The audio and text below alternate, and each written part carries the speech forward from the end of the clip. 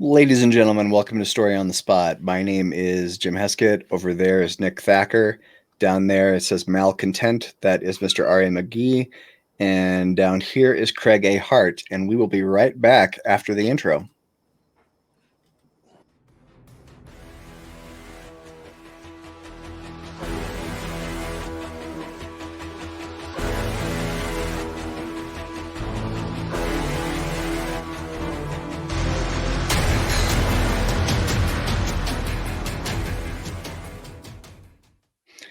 All right, that's the intro. And hey, we want to welcome back Craig, who is our full-time permanent recurring occasional special guest. Welcome back to the show, Craig. Thank you. Hey, Craig, what'd you have for breakfast this morning? Coffee. So it's important to note that Craig, that our full-time permanent recurring occasional special guest, he is so fancy that when he first showed up on the show the first couple times, his audio was bad because his microphone was too good for our show. So Craig had to go out and buy a cheap USB microphone to slum it with us. That's how high class and how 1%er Craig is. Well, I'm glad I'm down here now. It's just the pressure's off. It's all good. He also, his yacht didn't have good enough internet connection, so he had to go buy a house in order to get better internet. The things I do for the show. I know. It's amazing. All right. So last week we had episode 17, and we have a winner from that episode, and that winner is Mr. Nick Thacker. Yay. I know. I couldn't believe it either. 1 for 17, boys. Did it take him 17 weeks to do it, or has he been a winner before? It was cumulative. I felt bad for Nick, so I added up all his votes on all the first 17 episodes. And even then, you had to fudge the numbers. Yeah. All right, so we have a bonus word today. The bonus word is nincompoop.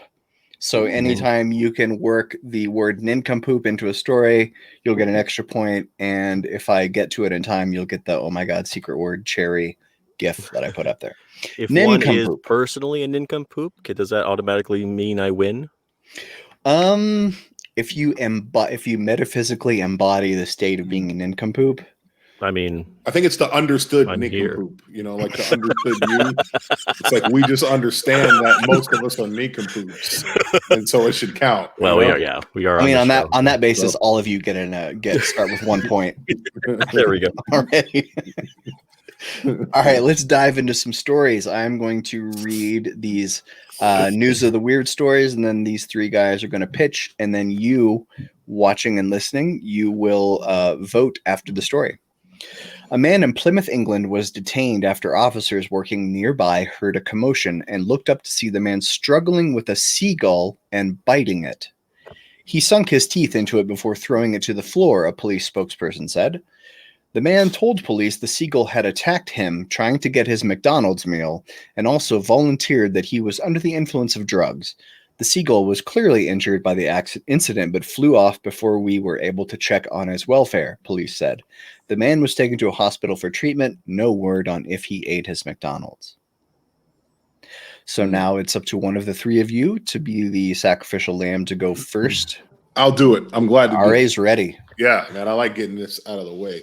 All right, so if you will think back maybe 4 or 5 episodes, we had a story about pigeons and seagulls that were attacking people in public, and we had used Nick had said something about like a Morse code light where we were directing them and stuff like that.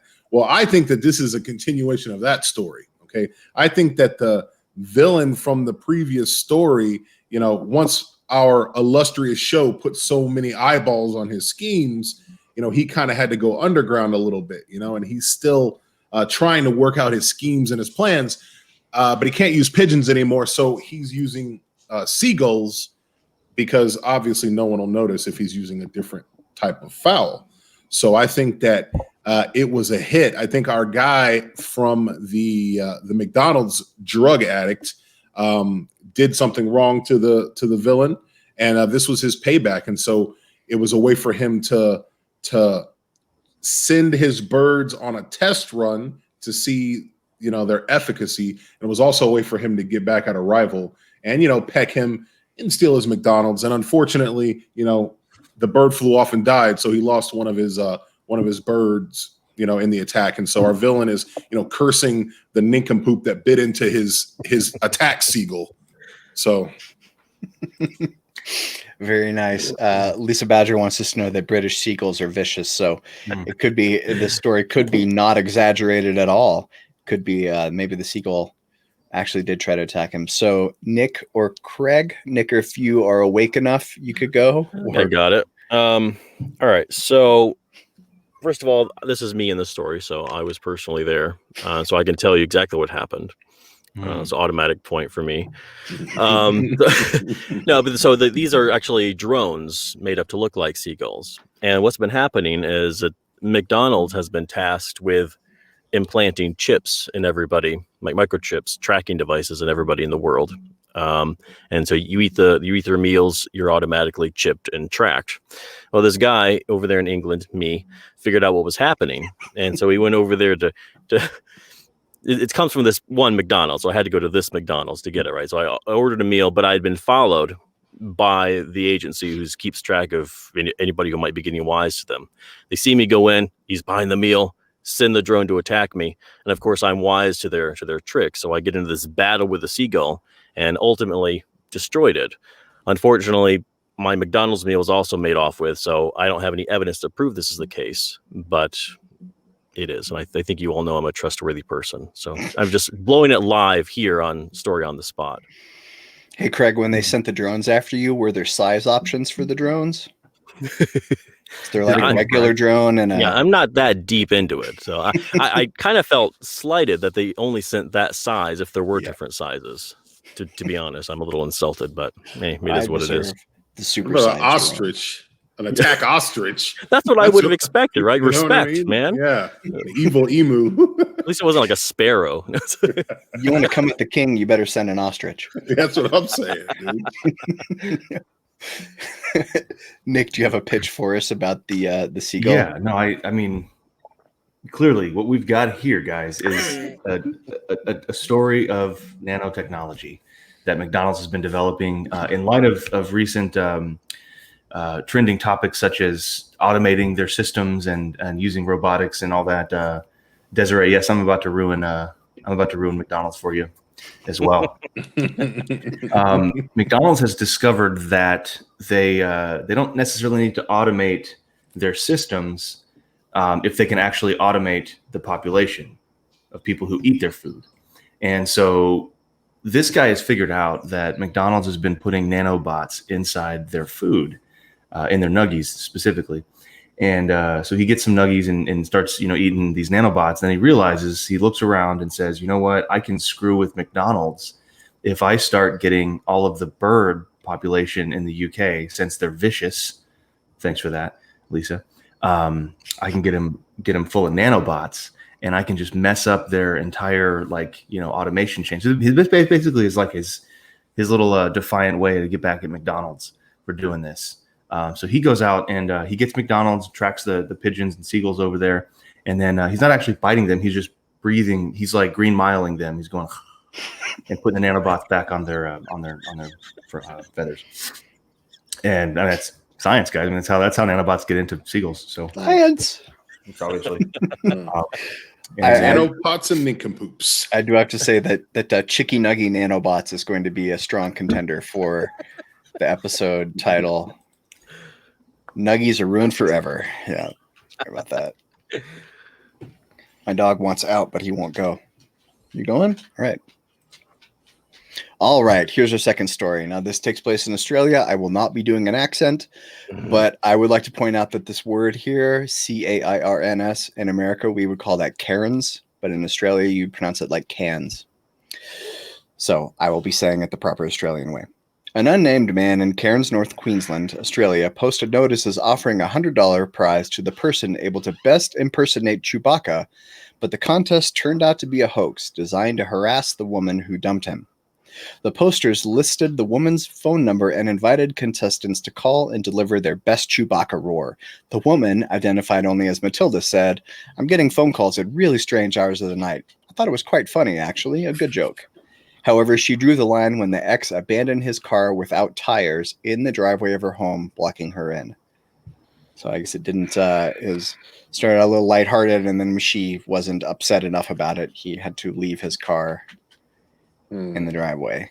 Who would like to be the first person to pitch us a story about the Chewbacca hoax? Which is also a great episode title, the Chewbacca hoax. Chewbacca. Somebody's got to go, or I could call on somebody. I know RA's ready to go, but he's hesitating because he already went first last time. Indeed. That's exactly what I'm doing. Thanks for noticing, Jim.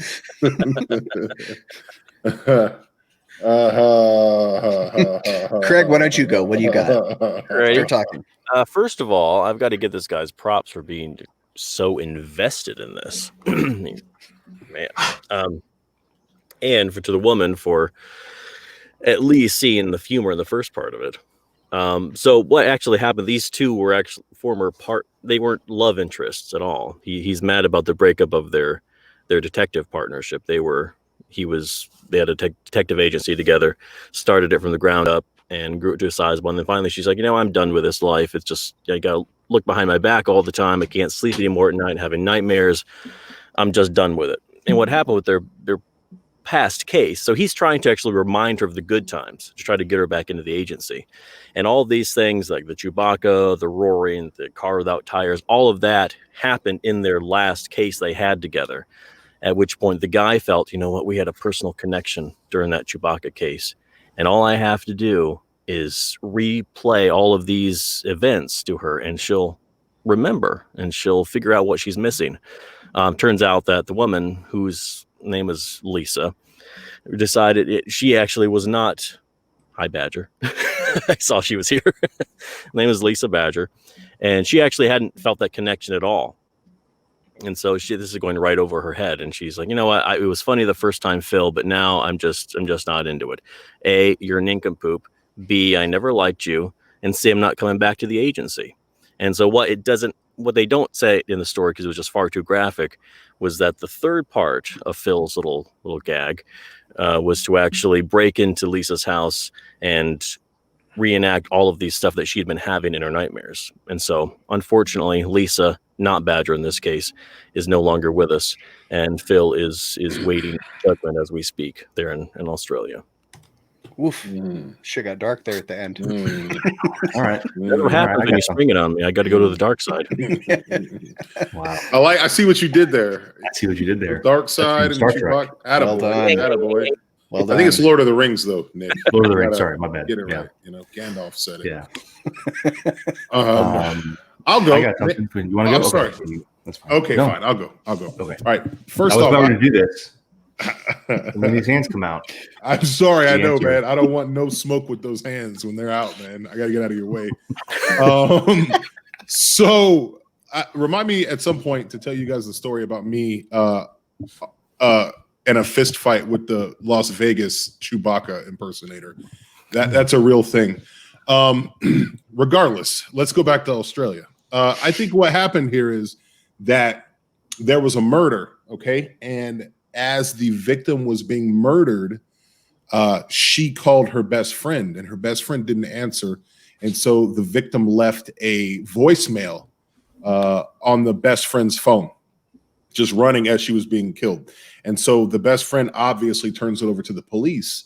And the police, they use as many forensic tools as they can to try to extrapolate, like who was there, what was the environment like, what was happening. And in the back, they heard a Chewbacca roar. Well, their sound technicians could authenticate it, that it wasn't actually from any of the Star Wars movies. All right. So they're operating under the assumption that it's someone who was committing the crime or in the room when the crime was being committed was roaring like Chewbacca. And so they didn't know any good way to test people who like to roar like Chewbacca. So they kind of Cinderella with the glass slipper this. They're running a ruse that there's a contest and $100 people can call in, but the number they're actually calling is the sound technician's answering machine, and they're all leaving these messages, and the forensic guys are going through it, trying to match like the tenor and the timbre of the voice to the person who did it. And once they get a match, they're going to move in and they're gonna arrest this person and find out what they were doing in the room the night that the victim was murdered. So that's what I think's happening. Nice. Thanks, RA. Okay, Nick, it's your turn. You've been waiting. I've been waiting. Eager and ready to go. Before that, I think, BJ, did you have a story about Vegas getting in a fight with Chewbacca? Yeah, well, it was no actual blows were landed. All right. It was close. I was there with the family, like Cold War. And they know that when the guys got those really terrible costumes, and they always want to like take a picture and get money. Well, one of them like grabbed one of my kids and picked them up to take a picture, and I was not happy with this. I was like, "Hey, man, put the kid down." And so then he started cornering Desi, trying to hit her up for money as I was hoarding the kids away from this crazy man. So we were like nose to nose, and I had some choice words for him that my kids unfortunately repeat from time to time to me. and they say, "Dad, you said it to Chewbacca, so we can say it." And I go, "You can't say these words to people. You can't go to 9th grade threatening to kill people. That's not okay,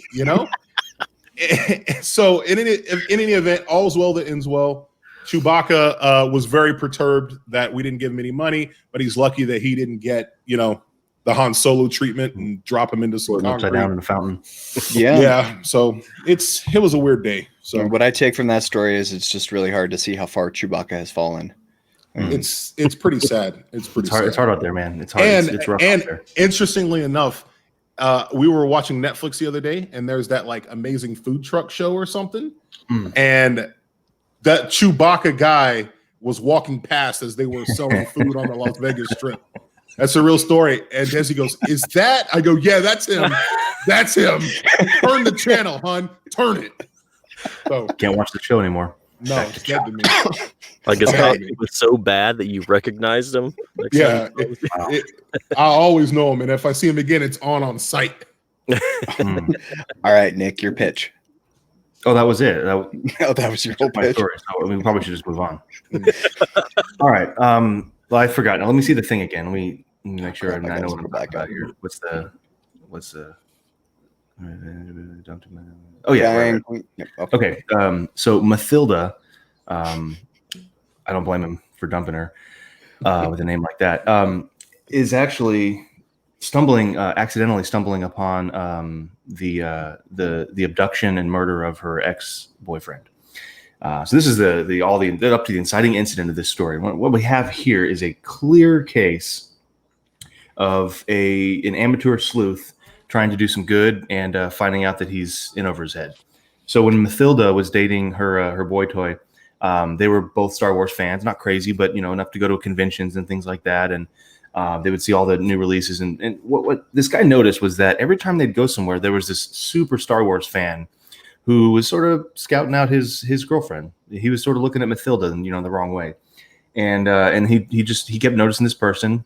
He was dressed as Chewbacca, said he was from Vegas, wore a Vegas Chewbacca costume every time, just total nincompoop. And what he did was he started stalking this girl, this Mathilda girl. And so her boyfriend decided he's going to take it upon himself to find this guy. So they ended up breaking up, but this guy was like, "Hey, I'm still going to find this creeper because I think he's going to do something to Mathilda, and that's not cool, So he started this this competition, knowing that this guy would most likely it's a small town, so it's most likely he would be joining, he would be auditioning, if you will. And he did, and then when the stalker found out that he had been played by this kid, he showed up to Mathilda's house to do whatever it was going to do, and found the amateur sleuth there in the driveway. And so he abducted him and he stole his tires and wheels as a warning, just as we all do when we abduct somebody. I take the time to take the wheels off as well. It's only natural. On blocks, we carry 4 cinder blocks with us at all times, just in case an abduction situation happens. And so this is all just a warning to her that he's coming for her, and he's already taken out her ex-boyfriend. Yay! I really like the ideal of like a couple breaking up and the boyfriend trying to keep, you know, some unknown like evil from befalling her while like tap dancing and not looking like a stalker and stuff. That'd be a really cool story to write. It's not a bad idea. Maybe you should take that and write something. Yeah, I will. Kevin's probably just wrote it. He's watching. Yeah. He uploaded it to Reddit already. Kevin Tomlinson couldn't be here today because he had Judge Judy drafted him into jury duty. So he is serving on a TV jury right now and couldn't get out of it. We wish him all the best. So we don't have a bonus round today, but I want to tease something that I'm working on.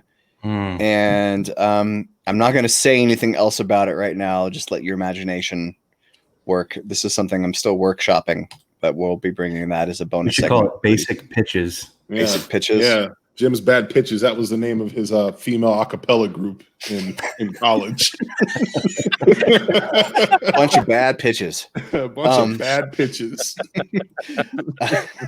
So, I want to remind everybody, if you're watching or listening, well, if you're listening, you can't, but if you're watching, you can vote after each round. You don't have to be watching live to vote, because I actually do tally up the votes every week for each person to determine who the winner is. All right, so we can move on to our next story. This is called What a Way to Go. And it's a Whataburger story, but Kevin's not here because everyone in Texas loves Whataburger unconditionally. A Whataburger location in Bastrop, Texas was the scene of a gruesome plunge to an oily demise. As customers waited in line at the counter, kitchen workers tried to catch a mouse scampering across the food prep counter. A customer captured the scene on video as the mouse, fleeing a person trying to trap it, leapt into a fryer full of hot grease. On the video, an employee can be heard asking, "Who else needs a refund?" Nice little punchline there at the end. And so, who among you brave gentlemen can take this little prompt and turn it into a story? The mouse running around in the kitchen. Everybody started to notice. Then the mouse jumped into the fryer and became flash fried mouse. And everybody apparently saw it. Alrighty.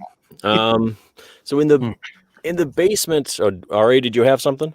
Oh no, you first, sir. I insist. I didn't want to cut you off. No, sir. We're good. Thank you. So in the basement of this Whataburger location is a laboratory. It's just a front, obviously. Anytime I have a story pitch or anything like that, you can assume that the business is not the actual business or something else going on. And there's a laboratory in the basement, and what they're trying to do is figure out how to change the size of objects, living objects. And so this guy has been the subject of these experiments, and they take homeless people off the street and use them because nobody's going to miss them, all that kind of thing. Well, they finally succeeded in shrinking human forms, and so it's not a mouse that's running around. It's actually this tiny little homeless guy, and what they forgot to Please keep going. However, was to change the size. Is he like running on his arms and legs, or how does this work? I mean, like an anamorph here? Or what? But they forgot to say, "Oh, you have to get smaller. He's going to be able to get through the bars of the cage." And so he's like he's still got his 2 legs, but he's like wearing a front to back mouse costume. Is that what? No, they called it a mouse because that would be much less horrifying, would it not? I mean, it's horrifying to us, but when you think about in comparison to a tiny human, penniless, yes, it's even worse. So anyway, he's getting out and he's running around the restaurant, and how are we gonna? We have to find a way to not only catch him but to dispose of the remains, because if we just squash him, like, you'll be able to, oh, look, he's wearing a flannel shirt. Clearly, it's not a mouse.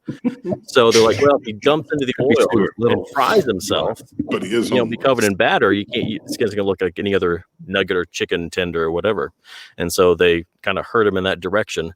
And shoo them right into the oil and flash Oh, fry. there's batter. and So he there you jumped go. into like the bowl of flour and then the bowl of egg wash. Right. Yeah, and then they the bowl set it of all up breading, on a and then he row. jumped into the fried. It's Yeah, an obstacle They course. set out in a row on the counter. He's just like, dunk, dunk, dunk. Yes, It's like a Nickelodeon show. brilliant plan. That Stop, was drop, and beautiful. roll in each one of them too. Yeah, absolutely. And nobody would have known. He just looked like a regular chicken tender, chicken finger, whatever they call them at Whataburger. I've never been there. But you would Human never shaped know. chicken. You would never know. Look All delicious. right. Excellent. Thank you very much, Craig. Now, Nick, who's going to work in Chickie Nuggie Nanobots? I'm good. If Nick, if you want me to go, Nick, I'll go. Well, I'm here just trying to. First of all, I've been to this Bastrop Whataburger, so I'm trying to just get my mind around like if I ate a tiny little chicken nugget man when I was there. I don't particularly remember it, but I mean, they have that fancy ketchup there, so maybe it just tasted like chicken. Yeah, it's possible. All right, if you want to go ahead. Yeah, I got you. So, I'm thinking more of like a mid-grade story here, and I think that our protagonist is a girl who works at the Whataburger, and in her off time, she's really like a bookworm. You know, she's in, you know, her library at school doesn't have enough books for her, so she's always, you know, going to the one in town, and she's doing all these things that she can to kind of expand her mind. And she runs into a book that talks about the final resting place of a relic from one of the last crusades. So it's kind of got an Indiana Jones like vibe to the whole thing. And so she does everything she can to learn more and learn more and learn more. Well, there was a clan of sentient mice who in the Middle Ages took it upon themselves to defend this treasure and to make sure that no one would ever find it, right? Because obviously if you find it, you'll unleash the end of the world. You know, I know you guys, you specifically know books about the end of the world and stuff. That's not really my bag, but you know, I know you could come up with something for that. You know, you're good at that. The middle-aged mice, you've got that. Oh, I've got that down. I got that down. Dude. That's kind of that's your jam, right? I don't need any, but that's my wheelhouse, bro. You minored in mice in college. I did for sure. Templar mice. You should put them in Mycenaean era. I love it. Sorry, Templar Mycenaean era. So this mouse is the first emissary from these Templar mice, trying to keep our emissary. Exactly, an emissary from the Templar mice, trying to steer our heroine away from looking too deeply into this. And when she rightly freaks out about a sentient talking mouse, he realizes he's been exposed. And, you know, as goes with their code, they're not allowed to be taken into custody because, you know, they know too much. So his swan dive into the grease was his way out of the situation. He doesn't have a little cyanide capsule. You know, they're mice. I mean, they talk, but there's only so much they can do. You know what I mean? Mm-hmm. So that's what we're dealing with here. And then our heroine is going to go on to uncover the mystery and find the relic and save the world. So that's an interesting tale. Heyo. I see what you did there. Mm-hmm. Yeah, I'm full of the puns. All right, Nick, we're coming up on a half an hour, so this will probably be our last pitch of the day. Which means this is the answer, guys. Final answer here. Clearly, we got a case of some social media influencer trying to make a name for herself. What she's done is she's partnered up with her robotics MIT graduate brother, who is a specialist in micro robotics, which is a thing I just invented, where you build like little RC versions of realistic looking devices, like biological things like mice, for example. You guys have all seen there's like a RC boat that's actually an alligator head, a crocodile head. It's pretty cool, and like it looks like an alligator head floating down the river. So he makes that kind of stuff. And so what she's done is she's kind of found a niche that deep fake videos were kind of their specialty before, but she's found that she gets a lot more traction with real situations. And so she's sort of working her way up to a like a mea culpa kind of ending of the opus, but this is like one stop along the way where she's got her brother made this little RC mouse that he's controlling remotely. And it's running around causing all kinds of wreaking havoc in there. And of course he's directed it exactly toward the fryer pan, and she's just there with her phone ready to capture all of it. Because it gets her the fancy internet points that's going to apparently turn into money for her. So this is what's going on here. Just a classic case of a social media influencer trying to just get her, build her kingdom, build her empire.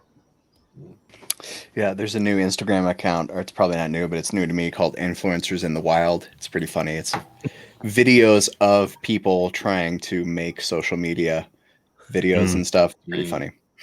Anyway, yeah, that was Influencers in the Wild, who's our new sponsor for the show. Just kidding. Story on the Spot brought to you by fried mice, and Influencers in the Wild. 3 fried mice. So down below, I'm displaying our websites. That would be jimheskett.com, nickthacker.com, ramkagee, also known as ramcgee.com, and Mr. craigahart.com. Kevin Tomlinson was not able to join us today, but instead of memorizing all those websites, all you have to remember is storyonthespot.live. And if you go there, you'll find all our past episodes, as well as links to follow the show on Facebook and YouTube, and all of our individual websites. And make sure you get those capital letters right, because that's part of the URL. Yeah, it's case sensitive. No, it's not. It's not case sensitive. I just wanted it to be easier to read, Nick. Gosh. All right. Does anybody have any parting wisdom for us before we sign off for the day? Anybody have anything to like promote or talk about? Oh, that was beautiful. You like that? That was good. That was a softball, man. You're such a good guy. Listen, I have my second book in the Porter series called Moving Target. Is free right now for a couple of days. Go to your Amazon store in whatever country you're in. You can pick it up for free. You'll like it. It's good stuff. At least I think so. So enjoy yourself. Get a free book and read it and let me know. Tell me next week what you thought of it, or hit me up with an email and let's chat. So, all right. Look at that. All right, everybody. Thanks for coming today, and we'll see you next week.